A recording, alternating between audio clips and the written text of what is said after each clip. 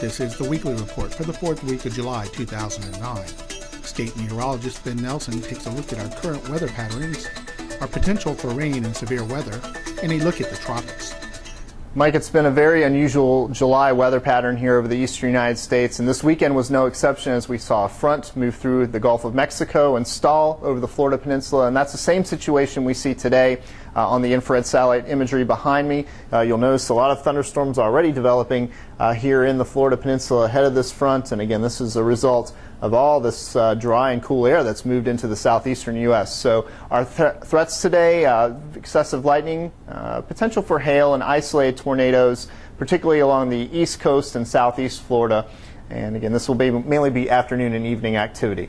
Notice the rainfall totals over the next 3 days forecast mainly in the peninsula along this east coast sea breeze as the thunderstorms move in and collide along that boundary, but not a lot of rainfall here in North Florida. And again, it's a very unusual pattern for the month of July, particularly late in July. Late in July, we start looking further out into the Atlantic for tropical waves, and we see our most vigorous wave of the season thus far now really approaching the Lesser Antilles and Barbados. And again, this is moving towards the west at about 20 miles per hour. And it's again showing some signs of persisting, but it's running into quite a bit of a wind shear. So we'll zoom up here. A good amount of thunderstorm activity.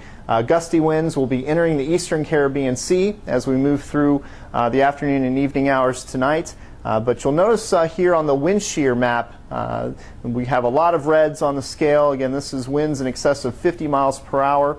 And this is what the wave will be fighting over the next several days. And remember, these winds are coming from the west towards the east, so this will start to shear apart this thunderstorm activity that we've seen with the tropical wave. The models that the Hurricane Center runs, again, for just about every significant wave like this one, we'll notice the next 4 or 5 days a general west to northwest course. None of the reliable computer models indicate tropical development of this system.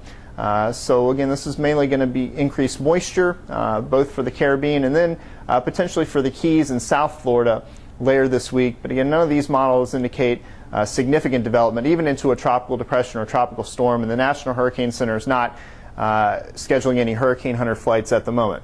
But again, with this wave, you'll see that we're entering now a little bit more active period late in July, and from this point on, activity starts to ramp up, particularly as we move through August and into the peak month of September. So take the time now, while we still have relative quiet in the tropics, to make your family disaster plan and supply kit.